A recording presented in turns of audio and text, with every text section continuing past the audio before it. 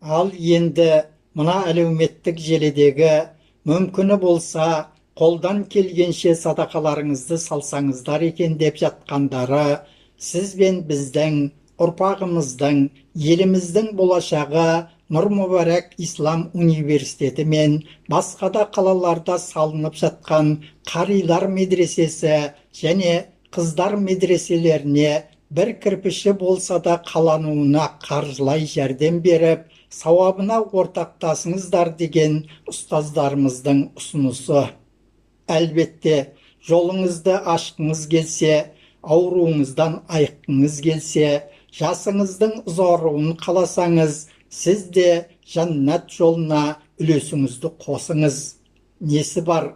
Себебі мешіттер, медреселер, діни оқу ошақтары жүрегімізді ақиретке байлайтын алтын көпіріміз. Сондықтан да ел болып, халық болып, қаржылай көмек қолын созып, бұл оқу ошақтарын, медреселерді тұрғызуымыз керек. Бұл салынып жатқан нысандарға үкіметтің бір тиын бермейтінін де жақсы білесіздер. Айтпақшы, неге ораза кезінде садақа мәселесі осы жұмыстарға көп сұралды? Себебі оразадағы сауаптар еселенеді. Оның сауабының қаншалықты болатынын Алла тағала біледі. Осы себепті де қолында бар кісілер беретін зекетін Рамазан айында береді. Бірақ зекет құрылыс жұмыстарына жұмсалмайды. Алла тағала белгілеген кісілерге таратылып беріледі. Мына елдегі айтысып тартысып жүрген кісілер біліп жүрсін. Зекет бір басқа.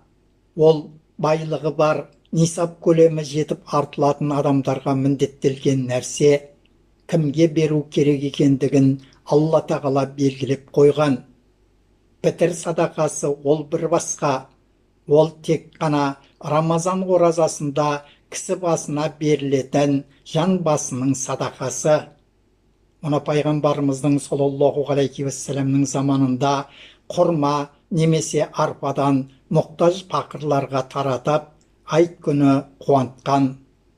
Ал енді садақадан басқа сұрайтындары жоқ деп сіздер айтып жүрген садақа зекет те емес, пітір де емес, жалпы садақа. Ал егер жомарт болсаңыз, бұл садақаны күндіз де, түнде де, бүгін де, ертең де, бүрсі күні де үзбей бере аласыз. Көп бересіз бе, аз бересіз бе, еркіңіз. Болып жатса, көп берсеңіз сауабы да көп болады. Салынып жатқан сол оқу ошақтарынан бәлкім сіздің де немере, шөбере, шөпшектеріңіз болашақта дәріс алып, білікті мамандардан, қари, хафыздардан, ұстаздардан болатын шығар. Оның бәрі бір Аллаға аян.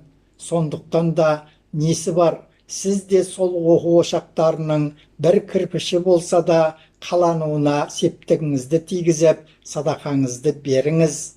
Пайғамбар Мұхаммед Мұстафа саллаллаху алейхи уассаламның бір хадисінде әр күні таңертең екі періште түседі. Бірі: ей Раббым, садақа бергенге садақасына қайтарым ретінде жаңасын нәсіп ет десе. Екіншісі: ей Раббым, сараңдық еткенге мал дүниесін опат ет деп дұға етеді деген. Енді сөзімді Абай атамыздың 34-ші қара сөзімен аяқтағым келіп тұр. Адам баласына, адам баласының бәрі дос. Не үшін десең, дүниеде жүргенде туысың, өсуің, тойуың, ашығуың, қайғың, қазың, дене бітімің, шыққан жерің, бармақ жерің бәрі бірдей. Ақиретке қарай өлуің, көрге кіруің, шіруің, мақшарда сұралуың бәрі бірдей. Екі дүниенің қайғысына, пәлесіне қаупың, екі дүниенің жақсылығына рақатың бәрі бірдей екен. 5 күндік өмірің бар ма, жоқ па, біріңе бірің қонақ екенсің, өзің дүниеге де қонақ екенсің, біреуді бағына, малына күндестік қылып, я көрсе қызарлық қылып, көз алартыспақ лайық па? Тілеуді Құдайдан тілемей, пендеден тілеп, өз бетімен еңбегімді жандыр демей, пәленшенікін әпер демек, ол Құдайға айтарлық сөз бе? Құдайдың біреу үшін біреуге жәбір қылуына лайығы бар ма? Екі сөздің басын қосарлық не ақылы, не ғылымы жоқ бола тұра, өзімдікін жөн қыламын деп, құр әй тәңір-ай деп таласа бергеннің несі сөз? Оның несі адам? Иә, бауырлар, Абай атамыздың адам баласына адам баласының бәрі дос дегені сияқты, сіз бен біз әрдайым достықта болайық.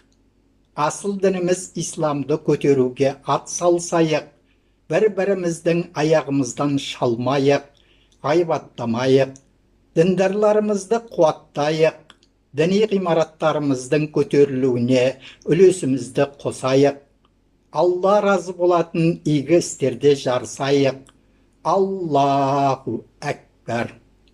Субханаллах, әлхамдулиллах, Аллаху әкбар. Аллахумма салли ва саллим аля набиинна Мухаммад. Ассаламу алейкум ва рахматуллахи ва баракатуху.